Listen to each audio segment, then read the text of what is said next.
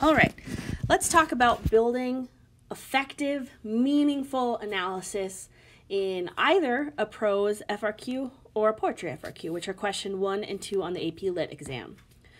So some key terms that I want to start with is in our last unit, we introduced some figurative language. We talked about symbols and imagery and metaphors. Now I want to kind of add to that list with these 4 terms, which is personification, illusion, repetition, and allegory.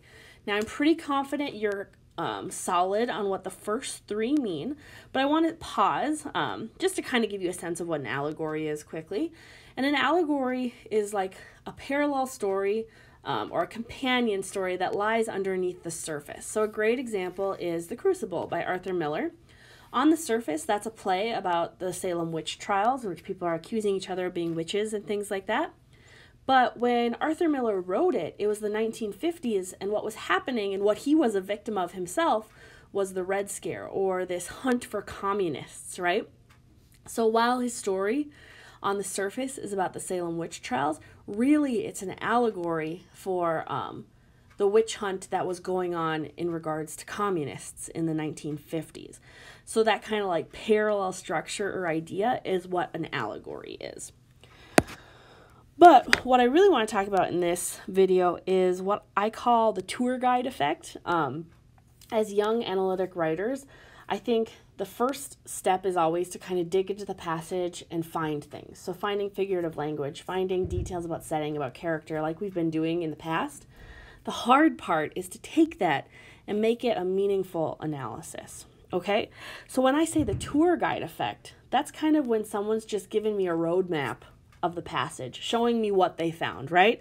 Or just pointing to devices. You know, I noticed a use of personification in stanza 2, or I noticed a simile in line 45. And sometimes when we just kind of list the different things we're noticing, we're not going far enough to create an analysis, which is where that evidence and commentary score comes from. So what I want to talk about is how do we take, or how do we look at a poem, for example, today, and dig into it in a way that's going to create meaning from it, and that's going to express or share with the reader of our essay what we learned from reading the poem. So, big thing first is we want to move from that I notice of the tour guide effect to the so what. Because the so what is where we get that meaningful analysis of poetry, literature in general. Now, the first thing, and this is a top secret English teacher thing, not every literary device has meaning. I know when you're younger, you spend a lot of time like digging into finding metaphors and similes and things like that. And while I would say probably most of the time those things are intentional, sometimes they're not. Or they have different levels of meaning, or they are easier or harder to connect to an overall purpose, if that makes sense. And if that's the case, it can be really hard to write an effective free response FRQ or analysis on a given text.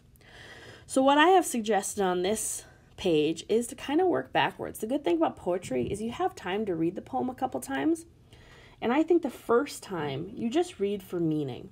And when I say meaning, I mean the big idea or the big picture. We've talked about big ideas a little bit in AP language. But big ideas are like those universal values, truths, things that everybody understands or feels, right? So war is a big idea. Family, friendship, loyalty, trust, you know, those big ideas, hence the name, right? So the first time you read a poem, just read for that. Read for understanding and meaning. What is the big picture? Because then, if you have that idea in mind, before you kind of go back and dig into the annotation, you can kind of create focal points, right? Where do I see that happening? Why do I get a sense that this is a poem about heartbreak? Because that's what I would call a moment, okay?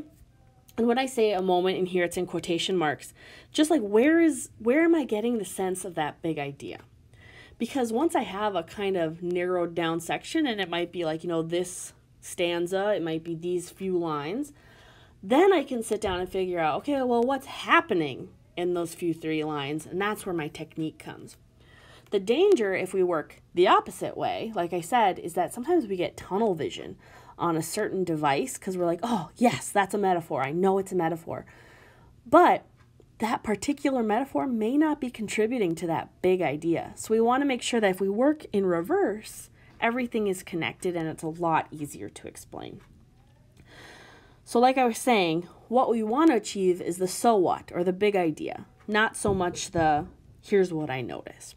So let's look at an example. So this is a poem by Rupi Kaur. I'm going to zoom in because it's rather small. But it says, "What is stronger than the human heart, which shatters over and over and still lives?" 4 lines. Very short, but let's apply what we just talked about, that working backwards. So if we start with big idea meaning, to me, this is a poem about resilience. It could also be a poem about love. It could also be a poem about heartbreak, right? But the first thing that comes to mind is resilience. Now, if I'm going to narrow that down to a moment or where I see it, I'm going to refer to line 4, where it says, "and still lives." Because the still lives part is what is showing that resiliency, that ability to bounce back, okay? So I've narrowed it down to 3 words, "and still lives." Now I got to think about technique. And in this case, it's a personification, right? A heart doesn't live. It doesn't breathe. But in this case, it's being used as a way, it's being personified, I should say, to show that despite heartbreak and breaking down, the heart survives and lives just like a human lives, okay? So what I just did, essentially, like I said, is I started big, resilience. I found my moment, where is it happening, that last line, and then further narrowed it down to define and label what is the technique that's happening there. So let's look at what that looks like in a body paragraph. So my sample says, "Kaur's personification of a heart commends how the human spirit can recover from pain. The heart still lives despite shattering over and over. While a heart does not live, Kaur uses this language to create a parallel to humans. Humans, like the heart, survive the ups and downs of life, surviving heartbreak and pain. This personification of the heart commends those who can live regardless of that which might shatter them." Beautiful analysis. Well, I mean, I'm kind of complimenting myself, but an analysis that really connects to that idea of resiliency, right? It's not just about someone, the speaker, being heartbroken or something. It's something universal that everybody can relate to, which is resilience. So let's break it down. The first sentence is my claim. I have my how and my why, right? Kaur's personification of a heart commends how the American spirit can recover from pain. So my personification is the how. My effect or why is that personification is commending the human spirit, right? I have 2 clear parts, and going into this paragraph, I know specifically what I'm writing about. Then I have my evidence.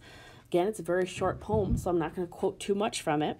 But I do want to quote from that 4th line. So it says, "The heart still lives despite shattering over and over." So I provided the moment, right, where I found it. And then, like we've talked about in the past, commentary for analytic writing has 2 steps. 1, I need to explain the technique, and then I can go into that meaning and the so what.